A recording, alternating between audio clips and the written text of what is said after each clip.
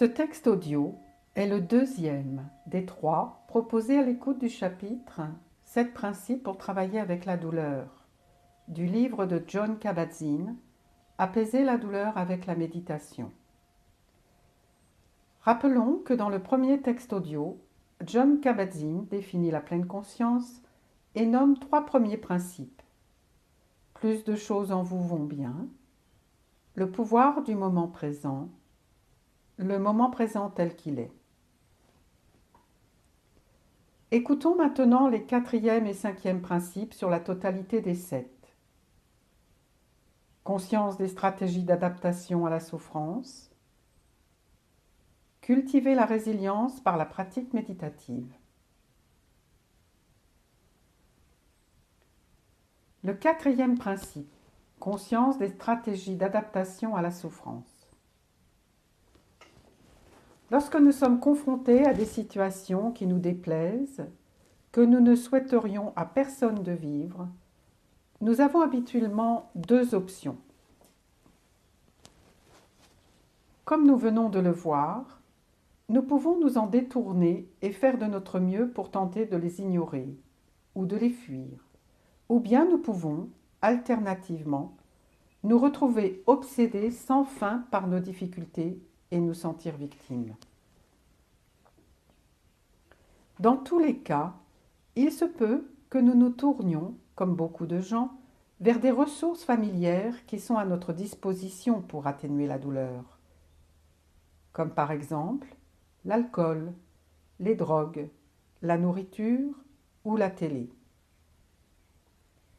Même si ces stratégies d'adaptation ne fonctionnent pas, créent des dépendances ou ont des conséquences épouvantables qui peuvent, à long terme, détériorer encore davantage notre vie. Nous pouvons aussi prendre l'habitude d'être irritables, bourrus et en colère une bonne partie du temps à cause de notre propre souffrance et de notre frustration. Ou alors, nous nous retirons émotionnellement, nous devenons distants, nous nous coupons des autres, de la vie, dans un état de contraction perpétuelle, à la fois du corps et de l'esprit. Aucune de ces stratégies d'adaptation ne nous apporte beaucoup de bonheur et de bien-être. Faire la grimace et endurer, ce n'est pas très amusant. Et nous finissons en général par nous rendre compte, à un moment ou à un autre, que le fait de mettre toutes nos difficultés sur le compte de la douleur n'améliore en rien la situation. Cela ne peut qu'augmenter notre frustration, voire notre désespoir.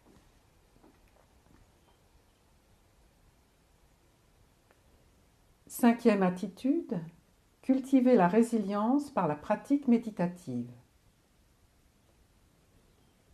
Une manière d'être, plutôt que de rester perpétuellement dans le faire et de forcer, une façon qui n'implique ni de se détourner des expériences douloureuses, ni de se laisser submerger par elles. Cette 3e voie est celle de la pleine conscience, qui consiste à s'ouvrir et à devenir ami avec notre expérience, aussi étrange que cela puisse paraître. Nous le faisons en nous tournant vers ce que nous craignons le plus et en nous ouvrant graduellement, en prenant notre temps et seulement dans la mesure où nous le choisissons, à toute la gamme de ce que nous vivons dans un moment donné, même lorsque cela est hautement désagréable, rebutant et non désiré.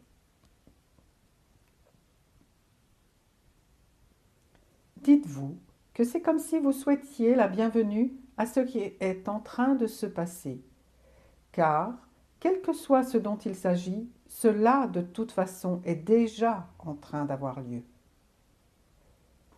Toute tentative de vous en détourner est en fait une façon de nier votre situation, ce qui ne vous aide pas beaucoup.